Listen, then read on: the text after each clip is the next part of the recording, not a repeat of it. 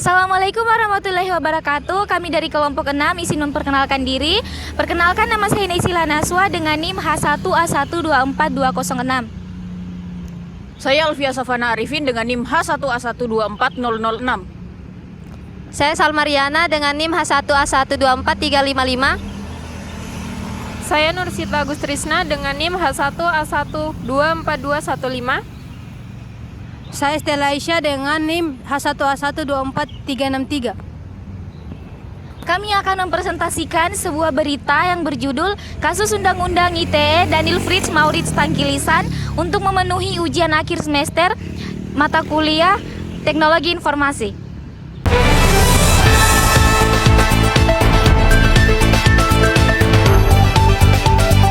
Selamat siang pemirsa, Breaking News kembali menyapa Anda hari ini. Kami akan menyajikan sebuah berita yang tentunya menarik, aktual dan terpercaya. Bersama saya Naysila Naswa, inilah berita selengkapnya.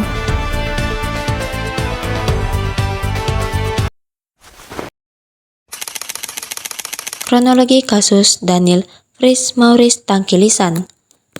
Baru-baru ini menjadi perbincangan publik terkait hukuman penjara yang ditujukan kepada seorang aktivis lingkungan atas kasus pelanggaran Undang-Undang ITE. Seperti apa kronologi aktivis lingkungan Daniel Fritz Maurits Tangkilisan hingga berakhir di penjara? Kronologi aktivis lingkungan Daniel Fritz bermula dari unggahan media sosial Facebook pada 12 November 2022 silam. Ia mengunggah tayangan pantai di Karimun Jawa yang tercemar. Karena unggahan ini, Daniel dinyatakan terbukti bermasalah karena menimbulkan rasa kebencian kelompok masyarakat tertentu berdasarkan atas sara, suku, agama, ras, dan antar golongan. Simak kronologi aktivis lingkungan Daniel Fritz yang dipenjara karena menyuarakan kerusakan lingkungan berikut ini. Unggahan di Facebook. Dalam unggahan di laman akunnya, Daniel menampilkan tayangan video tercemarnya salah satu pantai di Karimun Jawa. Video tersebut mendapat banyak dukungan dan respon dari warganet. Ia juga sempat membalas komentar dari warganet dengan menuliskan "Masyarakat otak udang". Dilaporkan ke polisi atas unggahannya di media sosial tersebut. Daniel menuai ancaman dari pendukung keberadaan tambak udang. Akhirnya, ia dilaporkan dengan Undang-Undang Informasi dan Transaksi Elektronik Undang-Undang ITE pada 27 Maret 2023 lalu. Ditetapkan sebagai tersangka. Usai melakukan pemeriksaan, pada akhirnya Daniel ditetapkan sebagai tersangka pada 6 Juni 2023. Kemudian ia ditahan oleh pihak kepolisian Jepara keesokan harinya. Daniel mendapatkan dukungan dari Kawal Indonesia Lestari dengan diajukannya penangguhan yang sempat disetujui oleh kepolisian. Kendati demikian, Daniel kembali ditahan pada 24 Januari 2024 di Kejaksaan Negeri Jepara karena berkas Daniel dianggap lengkap atau P21. Pada 27 Maret 2023, Daniel menerima surat pemanggilan dari polisi tanpa somasi sebelumnya. Ia dikenakan pasal 28 ayat 2 junto pasal 45A ayat 2 Undang-Undang Nomor 19 Tahun 2019 tentang Undang-Undang ITE.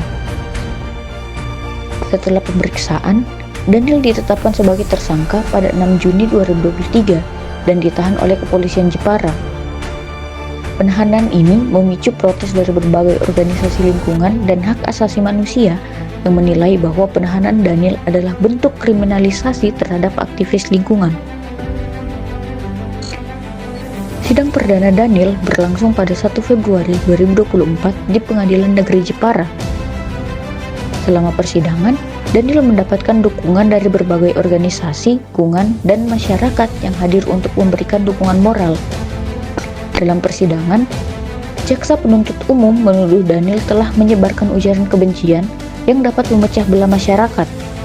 Sementara itu, tim kuasa hukum Daniel berargumen bahwa tindakan Daniel adalah bentuk dari kebebasan berpendapat yang dilindungi oleh hukum nasional dan internasional. Pada 4 Februari 2024, Hakim Ketua Palgrin Mangantas Bona mengajukan vonis kepada Daniel dengan hukuman 7 bulan penjara dan denda sebesar 5 juta rupiah. Jika denda tidak dibayar, maka akan diganti dengan kurungan penjara selama 1 bulan. Selain itu, handphone dan akun Facebook Daniel disita dan dimusnahkan. Hakim menyatakan bahwa meskipun Daniel memiliki niat baik untuk mengungkapkan masalah lingkungan, cara penyampaiannya dianggap tidak pantas dan melanggar hukum. Setelah vonis dijatuhkan, tim kuasa hukum Daniel mengajukan banding. Mereka berpendapat bahwa tindakan Daniel adalah bentuk kebebasan berpendapat yang dilindungi oleh hukum. Pada 21 Mei 2024, Majelis Hakim Pengadilan Tinggi Semarang, Jawa Tengah menerima permintaan banding yang diajukan oleh kuasa hukum Daniel Tangkilisan yang divonis 7 bulan penjara. Kasus ini mendapatkan banyak perhatian dan dukungan dari masyarakat serta organisasi lingkungan yang menilai bahwa Daniel hanya berusaha menyuarakan kerusakan lingkungan di Karimun Jawa. Banyak yang berpendapat bahwa kasus ini adalah contoh dari bagaimana hukum dapat digunakan untuk membungkam aktivis yang berusaha melindungi lingkungan. Ancaman hukum terkait penggunaan UU ITE. Daniel dituduh melanggar pasal 27 ayat 3 UU ITE yang mengatur tentang penghinaan dan atau pencemaran nama baik melalui media elektronik. Ancaman untuk pelanggaran ini adalah pidana penjara paling lama 4 tahun dan atau denda paling banyak 750 juta. Tuduhan ini didasarkan pada komentar Daniel di media sosial yang dianggap menyinggung kelompok tertentu meskipun niat awalnya adalah untuk mengkritik kerusakan lingkungan.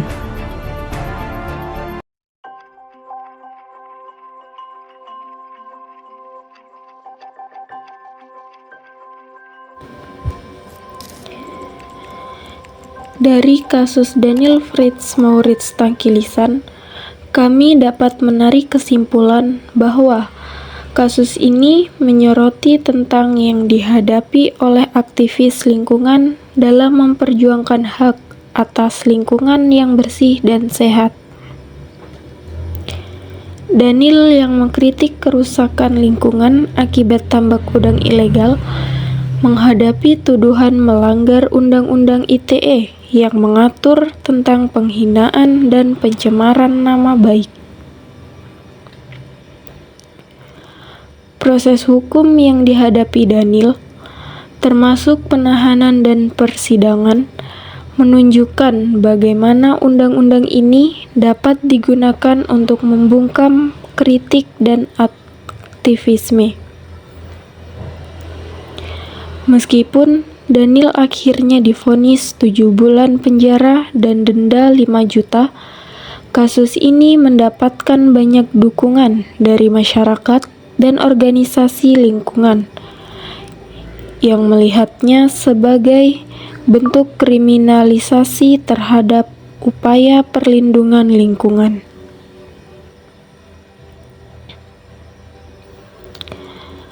Dilihat dari kasus Daniel Fritz Maurits Tangkilisan, kami menemukan saran untuk mencegah kasus ini terjadi di masa depan.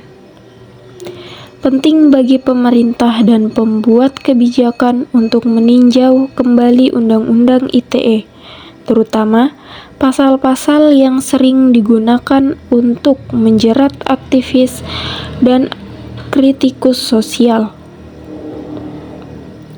Revisi undang-undang ini harus memastikan bahwa kebebasan berekspresi dan hak untuk mengkritik kebijakan publik dilindungi dengan baik. Selain itu, masyarakat dan organisasi lingkungan perlu terus memberikan dukungan kepada aktivis yang memperjuangkan hak asasi manusia dan lingkungan hidup, serta meningkatkan kesadaran pentingnya perlindungan lingkungan. Dengan demikian, kita dapat menciptakan lingkungan yang lebih adil dan berkelanjutan bagi semua.